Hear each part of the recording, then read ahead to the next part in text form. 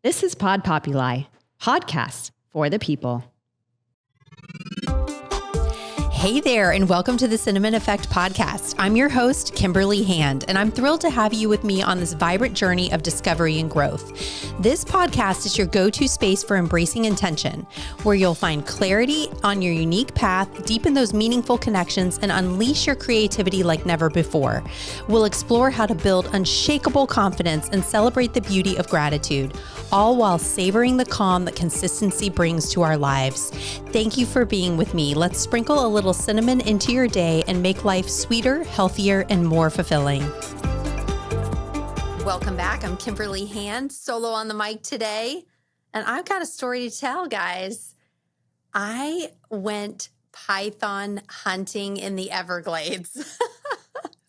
I went on June 1st, and I posted a video to Instagram about it, and obviously got a lot of feedback. A lot of you had questions. Why on earth would I go python hunting? So I decided what better time to kind of recap this experience with you guys than now. So here we go. I had seen years ago, a friend of mine from high school had gone out in the Everglades and had gone python hunting. And I don't know, I think for a while they didn't allow you, it wasn't like a public thing that you could just do. But I remember seeing that and thinking, that is really, really cool. And, you know, flash forward years in the future, and another person I knew went python hunting. And they were like, you got to go. It's so amazing, you know, whatever. So I was really intrigued by it. And it's funny because I am like such a juxtaposition. Okay. I fully own this because yes, I am the person that just went on a Zen Buddhist silent meditation retreat. And yet I am the same person who wanted to go python hunting. And, you know, my husband is the hunter in the relationship. I've talked about this before. He's big time hunter. I am not. I actually never go hunting with him, never had a desire to do anything like that. I did go quail hunting one time years and years ago. And, but it's not something that I'm really that into. But I saw this python hunting, and it was like one of those things that I just really wanted to do. So I reached out to the Python Cowboy. That's where my friend had, you know, gone with Trapper Mike and said he was amazing. So I said, okay, I'm going to reach out to this guy. And it was a long wait to get in with Trapper Mike. I think I booked 9 months in advance to go on this hunt. So I book it, I put down a deposit, and then I literally forget about it for a long time. And then I guess about a month prior to the hunt, I started to think about it and like, oh, okay, I'm really doing this. This is coming up, you know, and then about the week before, I start to think, is this a good idea? Should I be doing this? You know, I really wanted to take my son, who's 9. So I just assumed he was going to go. And then about a week prior, I asked him, I'm like, hey, do you want to go on this hunt? And he's like, no, Mom, I do not want to go. I'm like, really? Like, I was kind of surprised, you know? And he says he doesn't want to go, and I'm going to honor his choice. But then I just think, you know what? This is like, could be once in a lifetime. This is a special thing. What a great way to like go out and see the Everglades. Like, I just thought there were some benefits for him to be involved.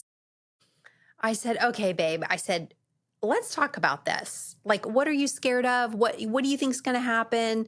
All the while kind of knowing in the back of my mind that I don't even know what I am expecting to happen. And I don't know what is going to happen. I didn't ask a lot of questions. I kind of do that. It's like very interesting trait I have of signing up for something and then just knowing I want to do it, but not asking a lot of questions beforehand. So I kind of walk in a little surprised. And so I'm trying to, you know, kind of, you know, talk through this experience with him. And all I can say is that, like, I'm not going to let anything happen to you, you know? And I think my intuition was like, overall, I feel like I'm going to be safe, right? And I would never bring him somewhere that was not safe. So, long story short, he decides, okay, I'm going to do this. I'm going to go. And the hunt starts at 6 p.m. We have to meet Trapper Mike kind of down at this boat ramp, like in the middle of nowhere, in the, to get into the Everglades. And we get on his boat, and he's just like super cool, laid back guy from Florida. Him and his wife from Florida. He has two kids, and we're just kind of like chatting and still not really getting into the details of what we're going to do. But then he pulls the boat up. We see a gator. We see a couple gators, and you're pulling up to these like islands, is what he called them, like islands. And so you pull up to an island, you get off, and you are walking through the Everglades. And it's not like it's just very raw, and you're kind of making your way through these trees and getting hit in the head and scraped and, everything. And he's kind of describing of like what you're going to be looking for when you're out there. And you're looking for these holes, kind of like a larger hole. You've probably seen like a crab hole. It's like kind of like that, but just bigger. He said you could put like your leg into it. So that's about the size you're looking for. And there's a dog with us. So he hunts with dogs, and his name's Otto, and just a sweet, sweet dog, but obviously, hunter. And we're talking actually before we got off on that island about how these pythons got to the Everglades. And so I think that's important to note, that this was not just, we're going to go to the Everglades and like kill a snake. The pythons, these Burmese pythons, are invasive species. They are not from here, obviously, and they are taking over the Everglades. There's like 300,000 to 1 million pythons in the Everglades. I had no idea. I asked him what the number was, a roundabout number, and I had no idea it was going to be that many pythons. Just that thought alone is like really will creep you out. And they're so good at camouflaging themselves, and they breed and just multiply pretty rapidly, and they've become a real problem. And I'm, born and raised here in Florida, and the Everglades has always been a part of living in Florida and a part of our lives. And I can remember going out on like an airboat in the Everglades, and so it's something that we want to protect. And these pythons have really taken over, so it's not a good thing that they're out there. And he actually said that they are, people think, oh, the Everglades, like that's far removed, but these pythons are making their way onto people's properties and farther north too. So it's like I was really pretty freaked out about this. So he's kind of explaining all that to us. And I knew it was a conservation effort, and the fact that they opened it up to the public as part of this control, trying to control these pythons, so that, the public can go on hunts now. So that's kind of the backstory of like why I guess I thought it was a good idea to go out there and do it. And even on the way on, like, the week prior when I'm really talking to my husband and my son about, doing this, my husband's like, do you really understand what you're going to be doing? Like, no, I don't. I don't think I have any idea. Right. And like I said, he's the hunter. He's comfortable walking through the woods and, all of this. Not to mention you're looking for pythons, but you can come upon other snakes that are very poisonous and can hurt you and kill you. So the whole thing is a little crazy. So we're like walking through the woods. It's still daylight at this point. And we come upon our first snake. The dog starts barking. Otto starts barking. Trapper Mike is over there. He kind of, he makes his way there first. And then it's my husband's turn because I am not going to go first, and so he goes first, and we found a male snake. So they're like a little bit more like they move around quickly and everything. And so Trapper Mike tells my husband to grab the snake by the tail. And you're supposed to grab the snake by the tail and kind of do like a little python dance with it. You're kind of like turning around in a circle. And then you go in and grab it by the neck. And we have just only heard probably 3 minutes before finding this snake that this is what is going to go down. And so I don't know why I did not think about this is how we're going to catch the snake is by grabbing it with our bare hands, not to mention. And Trapper Mike did say, we're like, whoa, whoa, like, should we have brought gloves? Because, we're like unsure of what's going to happen. And he said, no, he does not like gloves because the gloves get a little fumbly where it just kind of gets in the way of your actual grab and your grip on the snake's neck. So at that point, I'm thinking, I'd really feel a lot more comfortable with the glove, but I'm going to trust you on this one. So, and he says, if the snake bites you, don't worry, you'll be okay. Okay, thank you for that. And it's funny because the Python Cowboy is very well known. Trapper Mike, he is like a celebrity now. I think he's got 500,000 followers on Instagram. He is a big deal. He was on Joe Rogan. I never watched the Joe Rogan about him. And I only just watched it after this whole experience. And if I would have listened to his story, I probably would not have done it. He was talking about finding a 16-foot python, and the python bit him. He was alone and he almost bled out. Like it hit like a major artery and he was bleeding profusely, but he's still trying to not lose the snake, and he's tourniqueting his arm with one hand, and he's got like a shoulder GoPro going. So the whole thing is on video. And and Joe Rogan is just like, oh my God, like this is insane. But if I would have heard that story, would it have changed my opinion of going on this adventure? Possibly. But like I said, I like to go in blind sometimes. And I think it's better off that way. You can't get yourself all worked up and freaked out. So anyway, so my husband, who is this like massive hunter and this is more his wheelhouse than mine, he was like, his blood was pumping and he was like, this is intense, right? So he grabs the snake. It's just crazy to watch because he's got the tail. He grabs the neck. We've got the snake. My son holds the snake. I was so proud of him. So that happens. The sun is setting. Now we're seeing a lot of gators. We're back on the boat. We're seeing a lot of gators at night. Their red eyes are glowing. That's freaky. Then you're getting off. You're pulling up the boat. The gators, like there's gators all around you, and you are getting up onto this island. Walking at night through the woods, that in itself was like facing a fear for me because, like I said, that's not my wheelhouse. That's not something I would typically do. So, I was getting a little amped up. I was getting a little like in my head about this whole thing, knowing that if we find another snake, it's my turn, that I'm going to do it. And so we walk through and I guess maybe we went to one or two islands, in the dark. We have headlamps on. We're fully clothed. Like we've got overalls and long sleeves. And cause you want to do that cause you don't want to get, constantly cut up by the branches and everything as you're walking through. I'm like looking around at my feet, at everything. I've got boots on. Like I don't want to see another type of snake. That's almost like scarier. It's like we know what to do with the python, but we don't know what else is out there. And not to mention there's bears. That bears have been spotted out there. There's all kinds of stuff. But these pythons are literally eating everything in the Everglades. They're eating deer and rabbit and any other animal that is out there.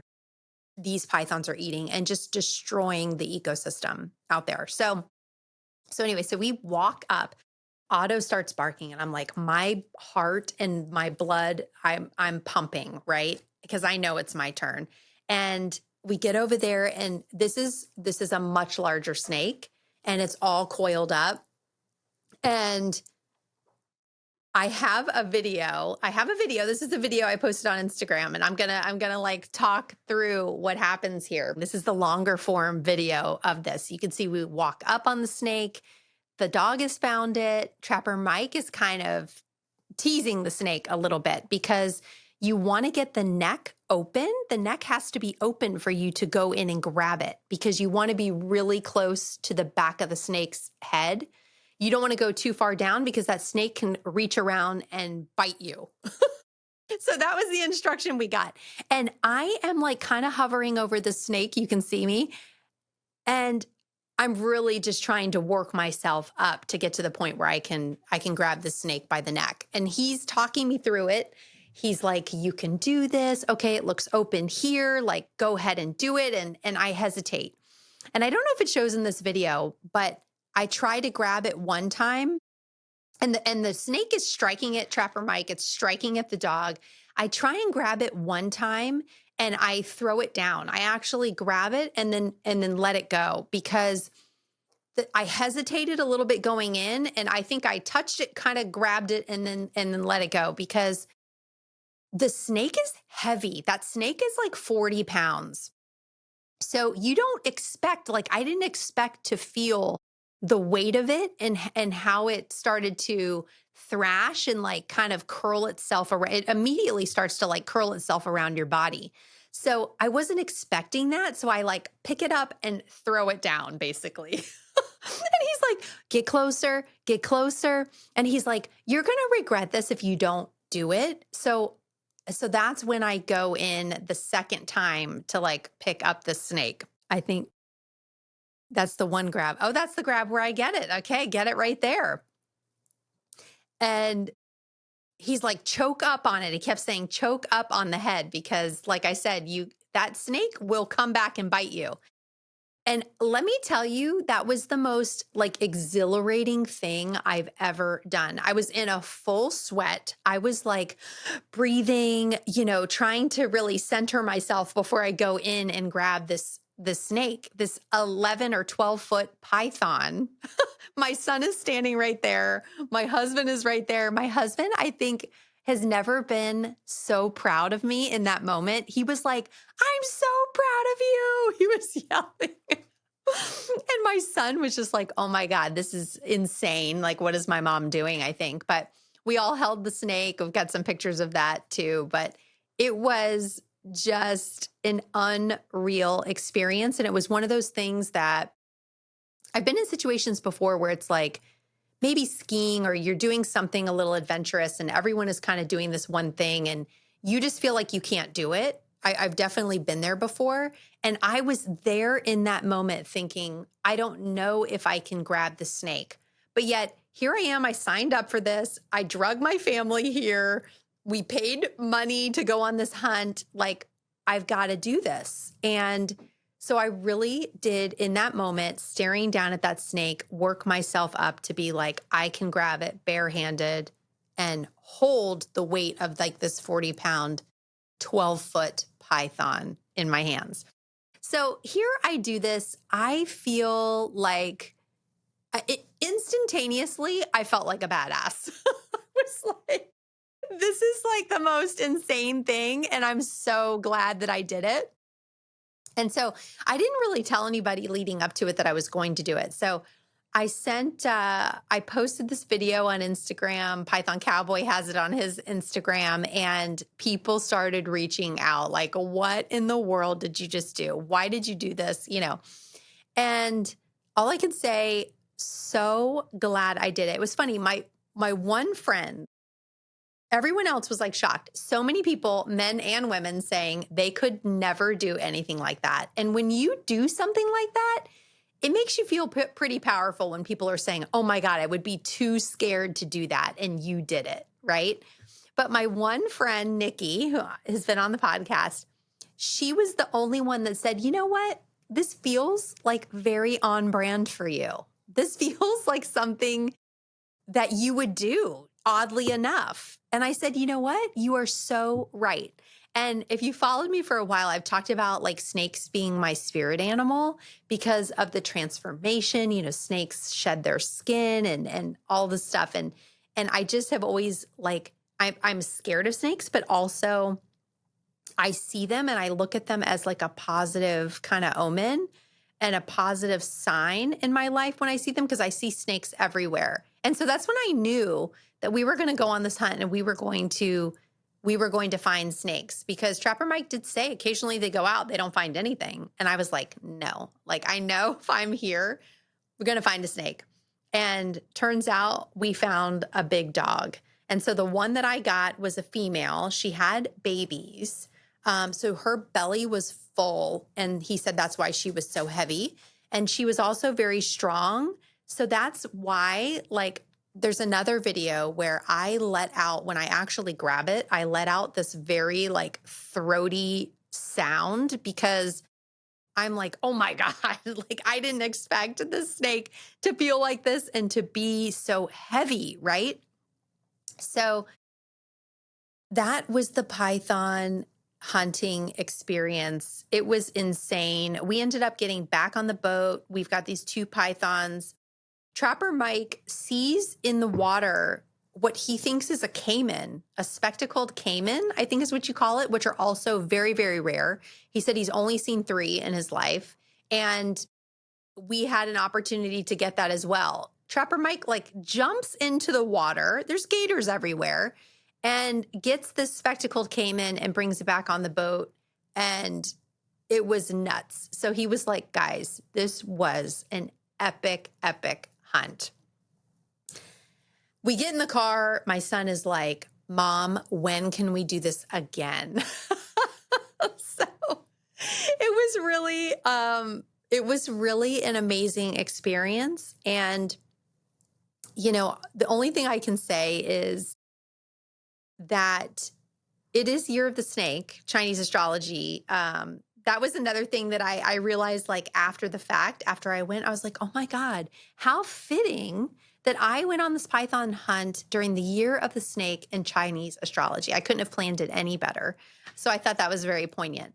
But when I go back to what the cinnamon effect is, and I talked about my cinnamon effect manifesto, which is bringing in, you know, establishing clarity in your life, finding connections, social connection, self-connection, building confidence, doing things that scare you and building confidence, using your creative muscles and, you know, doing something creative, something that sparks creativity for yourself, and also finding that calm and peace in your life and doing the things that bring you calm and peace. This python hunt will go down in my book as the most confidence building thing I've ever done, and doing something that scared me, but doing it anyway, showing myself that I could do it, showing my son that I could do it, showing my husband that you're married to a badass. And like, I think honestly, for days, he was like, I still can't believe you did that. I still can't believe you grabbed the snake. That was the most awesome, sexy, badass thing I've ever seen you do. And so that feels good too, right? Like as much as you feel good about yourself, it's kind of cool when someone else recognizes that you've done something that not a lot of people would do, and you did it. You were fearless about it. So that is, you know, someone asked me yesterday, okay, so what's next? What are you going to do next? Are you going to like swim with sharks? Like what? And I thought, you know, it's not about that. It's not about what is this next daredevil thing I could do? Because I don't consider myself a daredevil. I just consider myself someone that is open to these new experiences and new things, and that I'm open to that excitement. Like I don't ever want to be the person that's like, oh, I could never do that. There's very few things that I will say I could never do that. And here, grabbing a snake by the head is something that I didn't really think about doing, and having this healthy fear of snakes.